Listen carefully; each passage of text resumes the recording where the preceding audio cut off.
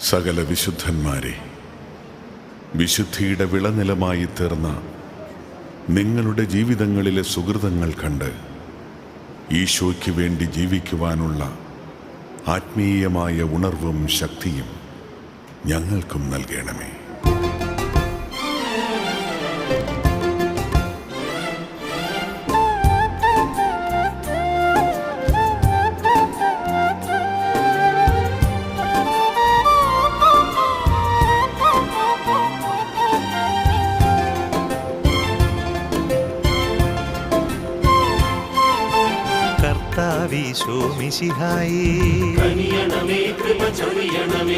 സ്വർഗപിതാവാം ദൈവമേ,